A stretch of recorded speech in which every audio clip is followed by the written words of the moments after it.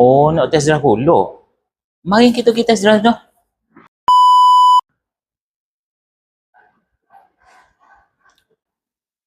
Dik. Ya, beh? Kamar ada? Kamar? Ada. Oh, cari dia. Ma, customer mari cari awak. Customer mari? Mari pula hari ni. Dia nak booking. Assalamualaikum, beh? Oh, Waalaikumsalam, Ma. Kenapa apa cari saya? Kau nak booking? Bukan kau nak booking, kau nak test drive pula. Oh, nak test drive pula.